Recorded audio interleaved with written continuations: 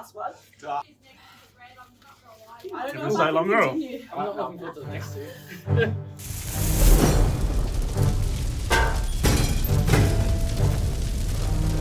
G'day, I'm Luke from the Advisor Games, and today we're doing 10 Hot Nuggets where we interview a guest and ask them 10 questions and eat hot nuggets while we're doing it.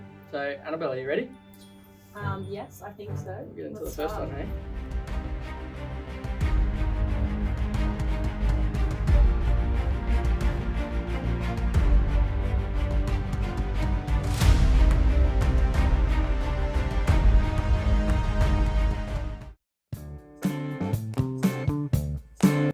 We'll do a cheers. on What the are we first one. starting with? What's the flavour?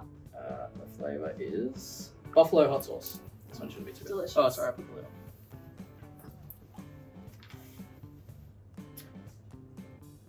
Just douse mine up. Nice. Cheers. Cheers. So, why don't you tell us a little bit about yourself? My name is Annabel from Hub24. I'm a BDM in Queensland.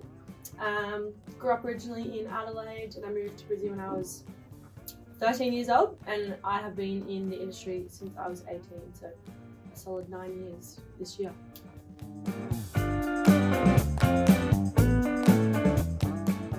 Nice. And I heard you liked Cocker Spaniels. I do. What's I that love about? Cocker Spaniels. I haven't got one yet, but I would love to get one. They're just the cutest little fluff balls. Super energetic. Yeah, I just really want a dog, so it's next on the cards, I think, for me. Nice. I'll ask you another question while you dip that one in. This one is Sam's Sawhouse Smoky Jalapeno hot sauce. So you're with Hub24 now. Tell us a little bit about Hub24 and what they do. That was also yummy. Yeah. Hub24, we are a ASX listed super and investment platform. So we service financial advisors in the Australian market. So obviously, financial advisor can recommend our product for their clients. But yeah, we're all about making advisors' lives easier. So lots of platform efficiencies. We've got all types of investment options on the platform. Yeah, our main objective is making advisors' lives easier, and in turn, obviously, helping the clients out with their financial well-being. Nice. Well done. Hub24 Discover is pretty new. It's one of your new offerings at the moment. How's that going, and what is it? Why don't you give a brief overview of what it is? It's a new product that we launched. It's got a little bit of a kick. I think I just had a whole piece of chili or something. Yeah, new product that we launched. We have 3 investment options now, or investment products. Choice, which is our full menu, includes all investment options, including the Alan Gray's back over there. We've got Core, which is 150 plus diversified SMAs, and then we have Discover, which is a new low-cost solution for it can cater for people throughout their whole life cycle, but yeah, it's low cost, so we bundle an investment management fee with the platform fee, so it comes out really nicely cost effective and comes up against things like industry funds or master trust platforms that have similar pricing as well. It's doing quite well. We've got 8 managers in there, so we work closely with them on opportunities. And that's the core offering there is to combat, or not combat, that's probably the word, but to go against the industry super funds and try and capture some more of that. Not initially, that's where it's kind of ended up. So we have seen a lot of advisors start to move industry funds over to Hub into that Discover menu. But initially it was to come up against some of the master trust funds, so different pricing structure. Obviously our core and choice menu has an account keeping fee and a minimum admin fee. Discover doesn't have that, so it's completely different, completely priced differently to our other options. So yeah, it's coming up against all types of products, but we are seeing a lot of movement from the industry funds over to Discover.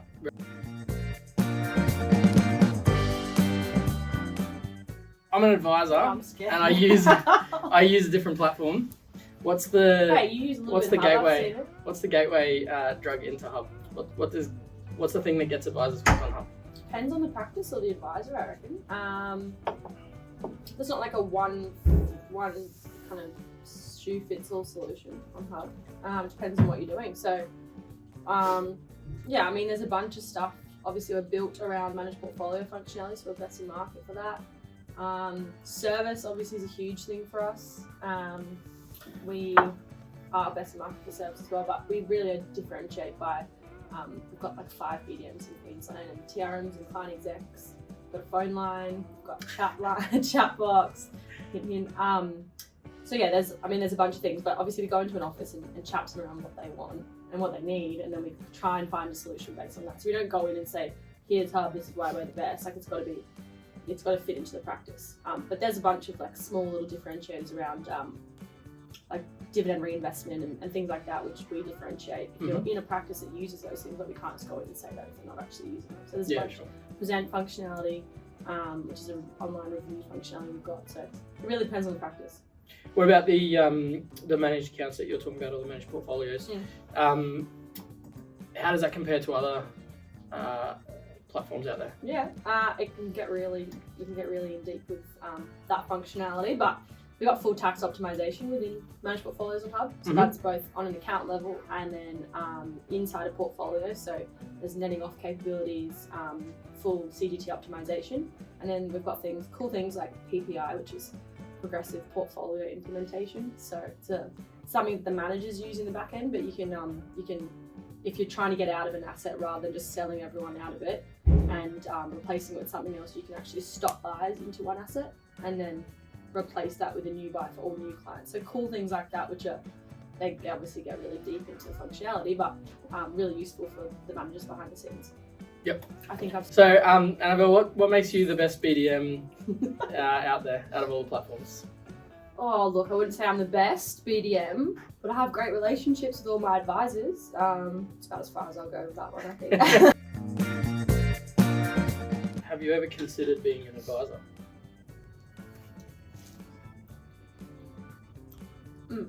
Oh, it's not that bad. Can I take that bottle home when we're done? I obviously have considered it. I've worked in the industry since I was 18, so I started as a receptionist. Moved up, I did implementation of financial advice and then managed a client service office. But at that point was kind of when I considered what I wanted to do, and I quite like the ops side more than the advice side. Obviously, I love advice. I've worked in it for 9 years, but not for me. So I ended up on platform side. But yeah, I just love the management, client relationships, and ops side. So it kind of ties that all together. When I'm in the role that I am now, I get to talk to a lot of different advisors and manage my own panel of clients, which I love. So I did consider it, but yeah, it's not on the cards for me in the future. Nice. Oh, actually, I have an answer to that question. Bourbon and maple. I do have an answer. I wouldn't say it makes me the best, but what makes me a better BDM personally is the fact that I've been in advice practices. So I understand strategy and what advisors are trying to do. It's really easy for me to go in and try and find a solution for a practice when I actually know what they're implementing or what strategy they're trying to get to, or kind of what business goals they're trying to achieve. That differentiates me. Yeah, cool. You're an advisor, obviously licensed through Cobalt Brilliant. How did you get involved in the advisor games? Yeah, being in the office with the Ben and Connell, I kind of just fell into it, and it's a good way to network. Great to network with BDMs and other advisors, learn different skills and knowledge in a fun way. Excited for the Squid Games? Very excited for the Squid Games. Hoping to come away with another trophy. Are you competing? Yeah, very good. Always.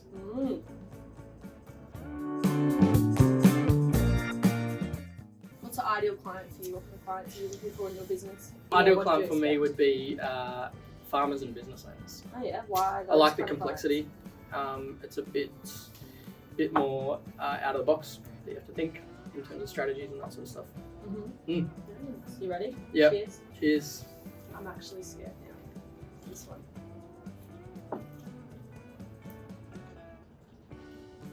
That's not too bad. It's fine. It's got a little bit of heat, but It's got a bit of a kick. I'll put that over there. You speak to heaps of advisors. Who's your favourite? Oh, I'm struggling. My favourite, I can't say favourites, surely, but I do love some advisors from Cobalt and Brilliant, specifically. Actually, there's a few. If I don't call all of them out, I'm going to get in trouble. Troy and Jess, favourites. They just started their own business, doing really well. And actually, I heard something really cool that you guys did for them. I was caught up with them for a coffee like 2 days ago, and they were talking about their like marketing solutions and also their offshore support. And they said, which I don't hear this often, but they said you guys helped set up offshore support, like interviewed a few different people for them, found a perfect person for their practice, which they love. I'm struggling to talk, it's so hot, oh my gosh. It's heating up, isn't it? And then marketing, so their Google ads, I think they're doing really well in. And I see their clients, they use Hub, so I see what kind of clients they're onboarding. So that's kudos to you guys, because they're really happy with that outcome. Sahil, I love Sahil as well. Alex Colfax, also a legend. He has some really good advice in your group. They're all on the license. Anyone off the license? Oh, sorry, I thought you meant at Cobalt, really. I've got a bunch of really good groups. There's our student advisors up in Springwood, Zara, I'll give her a call out, she'll love that. But I speak to so many and I have really good relationships with most of my practices, so. Nice. Wouldn't say favourites, but I definitely have those that I speak to often. Yeah.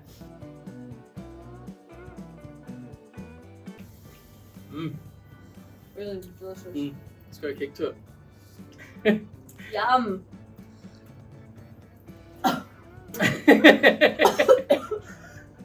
Did you skip that? Is that the last one? No. There's two more. Oh my gosh. You ready for your next question? No. How did it just got so much hotter. I don't know if I can continue. I'm not looking forward to the next two. I actually don't know if I can continue. I'm dying. That's not doing anything. No. Woo. We got two more to get through.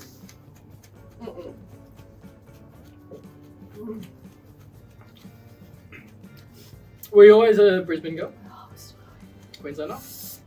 No, I grew up in Adelaide until I was 13, and then I moved here. Yeah, but all my family came with me, and now they've all left me here, so it's just me, myself, and I dealing with these hot wings. Emotional journey. So when did you play for Queensland for the European handball then? I actually can't answer these questions, my mouth is burning. We'll jump to the next one. Woo! I played Queensland, it was like State of Origin, Queensland versus New South Wales at Sydney Olympic Park. When I was, I'm going to say like 17, it was a long time ago. I was talking the other day and I was saying I might actually have to try and get back into it. It's an Olympic sport, so I've got 4 years after this one. I reckon I could go for it. Get into it. And I played sport all through my life. I played netball, water polo, basketball, coach netball still, so you never know, you might see me in the 2032? Yeah. 2032 Olympic Games. Watch me, watch this space.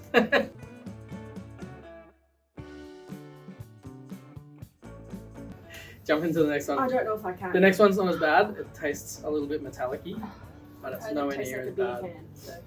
Heat-wise. Okay. I've actually got shakes. Luke, do a dramatic reaction. Is this not dramatic enough? No. I'm holding it in, but like... It's hot. I can see it. Is that good enough? No, you can go some more on that one. Probably it's help. going away. It's going away. Yeah. I've got the sweats on me chronic.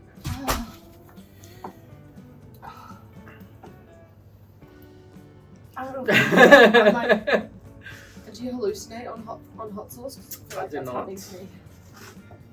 But I might after this next one. I'm seeing things. It's banned in the Squid Game soon.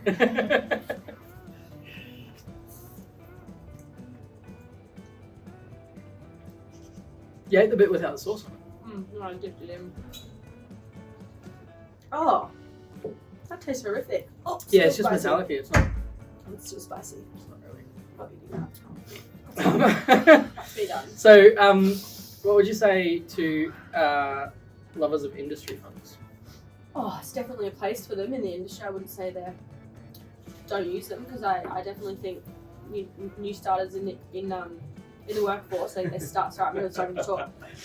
New starters in the work. I'm like, I'm having a stroke. New starters in the workforce, I definitely think there's a space for them. They start with a real low balance in industry fund, simple investment solution.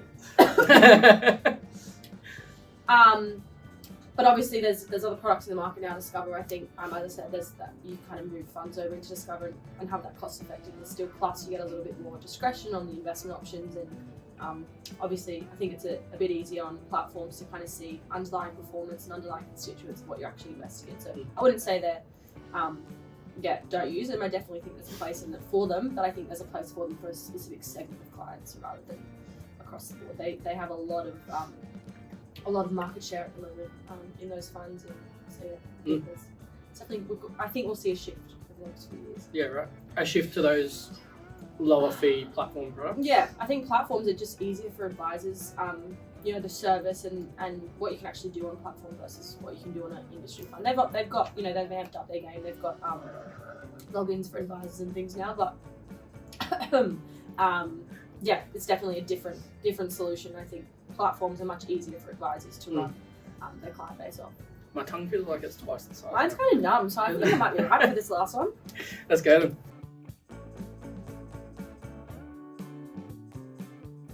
Cheers. You got the shakes up.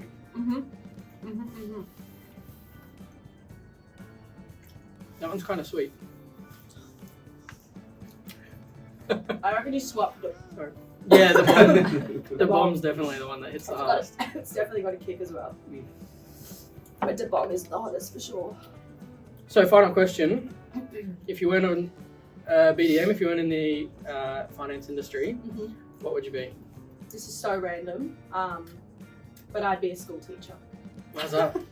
I love kids. I babysit like everyone's kids. Ask any of my colleagues. Babysit literally everyone's kids. And I just think they're so beautiful, so innocent. They don't know anything about the world. You just kind of What hang subject around would with you them. teach? No, I reckon like kindy. Oh, right. Sorry, I'm talking or maybe I'd own a practice. Child maybe you never know. Maybe one day in the future I'll own a childcare practice. There you go. Could be like school teacher, anything in that kind of industry. Otherwise, I coach netball as well, so I do that because I love like that side of it.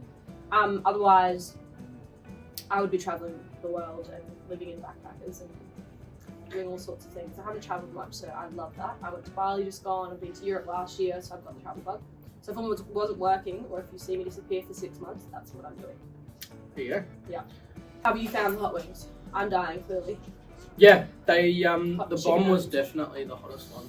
What's that one? This one? Yeah, that good one.